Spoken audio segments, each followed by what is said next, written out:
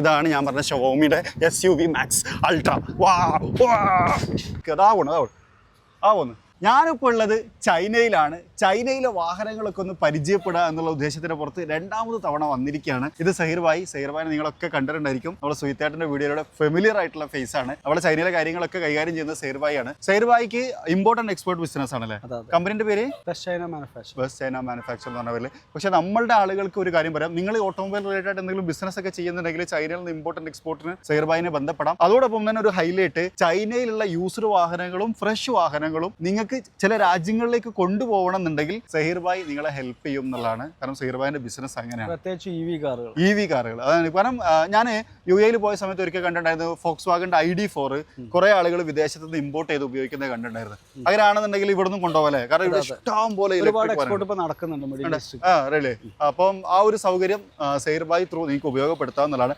പക്ഷേ ഈ ഒരു വീഡിയോ നമ്മൾ പ്രധാനമായിട്ടും സംസാരിക്കാൻ പോകുന്നത് ചൈനീസ് ഓട്ടോമൊബൈൽ കൾച്ചറിനെ കുറിച്ചാണ്. കാരണം സഹീർ ഭായ് കഴിഞ്ഞ 20 വർഷമായിട്ട് ചൈനയിലുണ്ട്.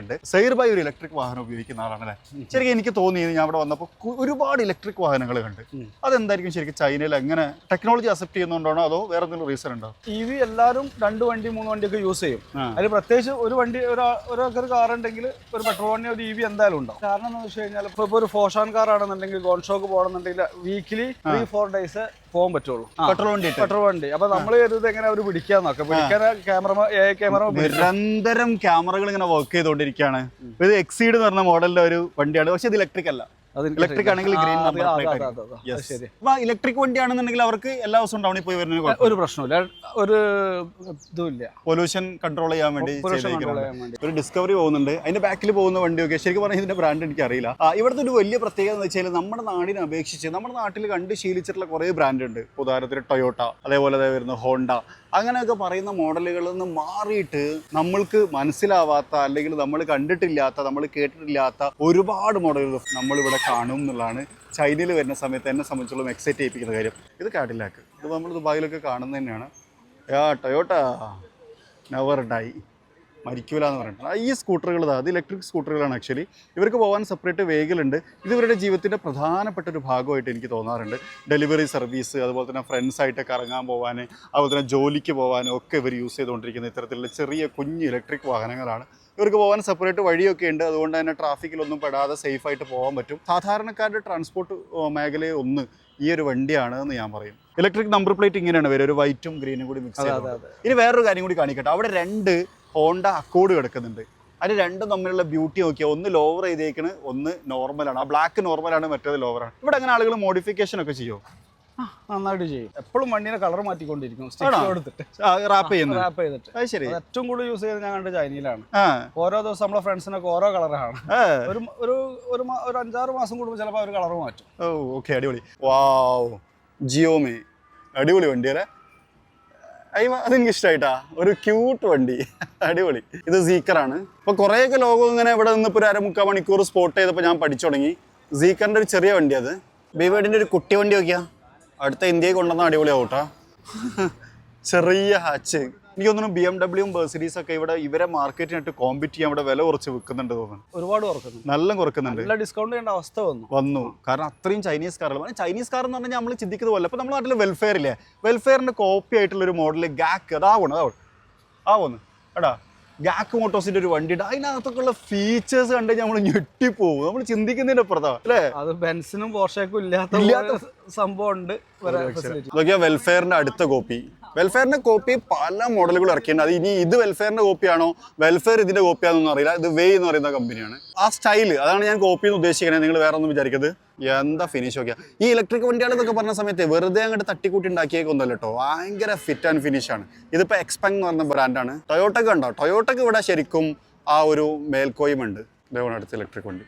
വേറൊരു കാര്യം ഞാൻ പറയാം. ഇനി ഞങ്ങൾ ഇന്ന് കുറച്ച് മുമ്പ് രസകരമായിട്ട് ചർച്ച ചെയ്തൊരു വാഹനം. ഇവിടെ ഒരു വണ്ടിയുണ്ട്, ഫാസ്റ്റസ്റ്റ് സൂപ്പർ കാർ, ഷവോമിയുടെ MI എന്ന് പറയുന്ന ബ്രാൻഡിന്റെ SUV അൾട്ര എന്ന് പറയുന്നത്. അപ്പോൾ അതിലൊരു ചെറിയ ഡിസ്പ്യൂട്ട് നമ്മളിങ്ങനെ ചർച്ച ചെയ്തപ്പോൾ ഇങ്ങനെ കേട്ടിട്ടുണ്ടായിരുന്നു. അതായത് പോർഷെയാണ് ആക്ച്വലി ആ ഡിസൈൻ്റെ ഒറിജിനൽ ആൾക്കാർ, പക്ഷേ ഷവോമി ആയിട്ട് അത് ക്ലെയിം ചെയ്തോ എന്നൊരു സംശയം ഇങ്ങനെ നിലനിൽക്കുന്നുണ്ട്.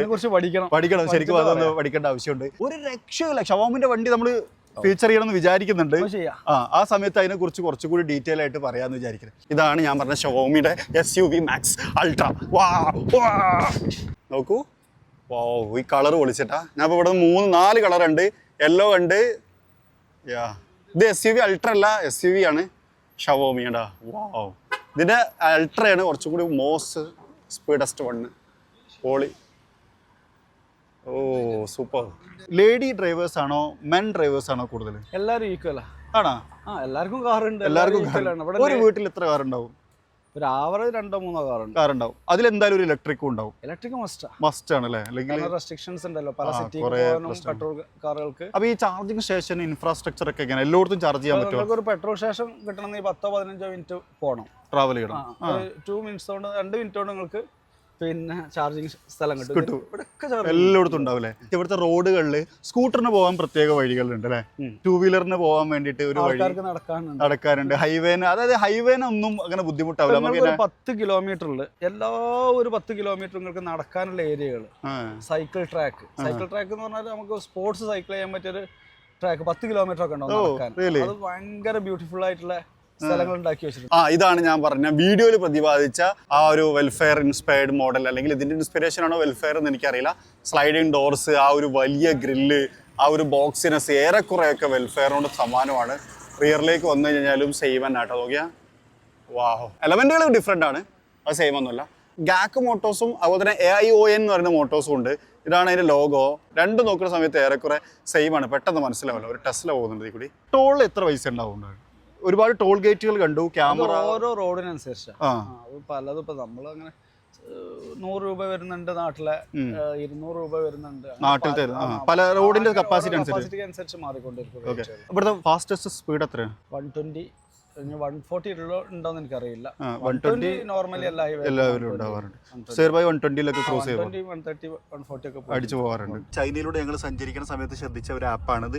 AION, അതായത് AION V+ എന്ന് പറയുന്ന കമ്പനിയാണ്. AION ആണ് കമ്പനി, V+ എന്ന് പറഞ്ഞ മോഡല്. മാപ്പൊക്കെ ഏത് റൂട്ടിലേക്കാണ് കയറേണ്ടത് എന്ന് പോലും മാർക്ക് ചെയ്തിട്ടുണ്ട്. ആക്ച്വലി നമുക്ക് പോകേണ്ട റൈറ്റ് ആണ്. സോ റൈറ്റിലേക്ക് പോകാനും ഒക്കെ അതിനകത്ത് മാർക്ക് ചെയ്തിട്ടുണ്ട്. തൊട്ടപ്പുറത്ത് വലിയ ഹൈവേ കാണാം, ബിൽഡിങ്ങുകൾ വരെ മാർക്ക് ചെയ്തിട്ടുണ്ട്. 3D ആയിട്ട് ഇങ്ങോട്ട് സൂം ചെയ്ത് വരും. ഇതിപ്പോൾ ടേൺ ചെയ്യാനുള്ളതുകൊണ്ടാണ് ഇങ്ങനെ കാണിക്കണത്. അല്ലാന്നുണ്ടെങ്കിൽ എങ്ങനെ കാണിക്കുക എന്നുള്ളത് വെച്ച് കഴിഞ്ഞാൽ ഇപ്പോൾ നമ്മളുടെ ഈ ഒരു ടേണിങ് കഴിഞ്ഞ് കഴിഞ്ഞാൽ അത് കാണിക്കും. ഇവിടെയൊക്കെ അതിൻ്റെ മുകളിൽ പാലല്ലേ, ഈ പാലം വരെ ഇതിമ ശരിക്കും കാണിക്കുന്നുണ്ട്. എമ്മാതിരി ഡീറ്റെയിലിംഗ് ആണ് നോക്കിയാൽ. ഇത് കഴിഞ്ഞ് കഴിഞ്ഞാൽ, അതായത് ആ ടേൺ കഴിഞ്ഞ് കഴിഞ്ഞാൽ പിന്നെ ഇതേപോലെ കാണിക്കാം. ഇതും ഒരു ഡിഫറെൻറ്റ് ഇൻ്റർഫേസ് ഉള്ള ഒരു 3D വ്യൂ ആണ് നമ്മൾ കണ്ടുകൊണ്ടിരിക്കുന്നത്. അതിൻ്റെ തന്നെ മറ്റൊരു ടൈപ്പ് ഓഫ് ഇൻ്റർഫേസ് ആയിട്ട് ഈ കാണുന്നത്. അങ്ങോട്ടൊരു പാലം പോകുന്നുണ്ട്, അതിലൂടെ പോകണ്ട, ഇതിലൂടെ പോകാനാണ് അവർ പറഞ്ഞുകൊണ്ടിരിക്കുന്നത്. അടിപൊളി. അപ്പോൾ ചൈന എന്ന് പറഞ്ഞു കഴിഞ്ഞാൽ ശരിക്കും നമ്മൾ വിചാരിക്കുന്ന പോലത്തെ ഒരു സ്ഥലമല്ല. ഒരു പക്ഷേ ഞാൻ ആദ്യമായിട്ട് ചൈനയിൽ വരുന്ന സമയത്ത് എനിക്ക് തോന്നിയിരുന്നൊരു കാര്യം, ഒരുപാട് ബിൽഡിങ്ങുകൾ മാത്രമുള്ള, ഒരുപാട് ഫാക്ടറികളുള്ള, എവിടെ ഇങ്ങനെ പുക പോയിക്കൊണ്ടിരിക്കുന്ന ഒരു ചിത്രമാണ് എൻ്റെ മനസ്സിലുണ്ടായിരുന്നത്. പക്ഷേ ചൈന അങ്ങനെയല്ല. നമ്മൾ റോഡിലൂടെ ഒക്കെ പോകുന്ന സമയത്ത് സത്യത്തിൽ നമ്മളൊരു ഗാർഡനിലൂടെ ഒക്കെ പോകുന്നൊരു ഫീലാണ് പല റോഡുകളും. അല്ല, ഞാൻ എന്നും പറയുന്നത് ചൈനയെ കുറിച്ച് നമ്മൾ തർക്കിക്കുമ്പോൾ ഞാൻ എല്ലാവരോടും പറയുന്നത് എന്താ, ഒരു 2000-3000 കിലോമീറ്റർ ഒരു ട്രെയിന് കയറാം, ബുള്ളറ്റ് ട്രെയിനിന്. ബുള്ളറ്റ് ട്രെയിനിന്റെ സ്പീഡ് ഭയങ്കരമാണ്, അത് നോക്കണ്ട. 350 അതൊന്നും നമുക്ക് വേണ്ട.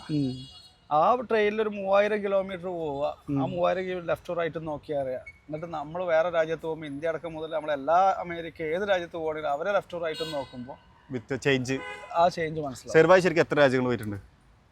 50ന്റെ മുകളിൽ പോയിട്ട് 50ന്റെ മുകളിൽ രാജ്യങ്ങൾ പോയ എക്സ്പീരിയൻസ് കൂടിയാണ്. അതാണ് BJ40 ബൈക്ക് മോട്ടോഴ്സ്. ഒരു കാലത്ത് ഡിഫൻഡറായിട്ട് ഭയങ്കര ട്രെൻഡായിരുന്ന മോഡലാട്ടോ. സോ ഇതാണ് ഒരു തുടക്കം. ആക്ച്വലി ഞങ്ങൾ ചൈനയിൽ എത്തിയിട്ടുണ്ട്.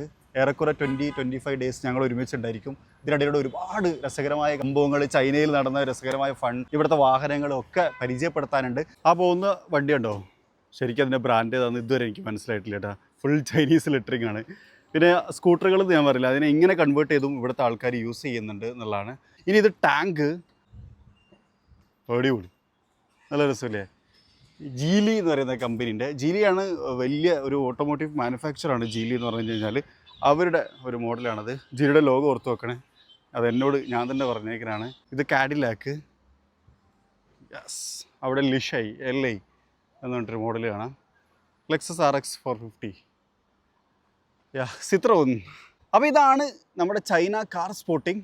വളരെ പെട്ടെന്ന് നടത്തിയിട്ടുള്ള ഒരു സ്പോട്ടിംഗ് ആണ്. ഇവിടുത്തെ പ്രധാനപ്പെട്ട വണ്ടികളൊക്കെ ഏറെക്കുറെ നമ്മൾ സംസാരത്തിൽ കവർ ചെയ്തിട്ടുണ്ട്. ഇത് നമ്മുടെ നാട്ടിൽ കാണുന്ന BMW, Audi, Mercedes, Toyota, Citroen, Skoda, Volkswagen, BYD, മാരുതി, ഹിണ്ടായുടെ ഒരു വെർണ ഞാൻ കണ്ടിട്ടുണ്ടായിരുന്നു. അങ്ങനെ എല്ലാ ബ്രാൻഡുകളും ഇവിടെ നമ്മൾ സ്പോട്ട് ചെയ്തിട്ടുണ്ട്. നാട്ടിലില്ലാത്ത ഒരു ബ്രാൻഡും ഇവിടെ ഇല്ല. ടാറ്റ മഹീന്ദ്ര അത് ഇന്ത്യൻ ബ്രാൻഡാണ്, അവരിവിടെ ഇല്ല.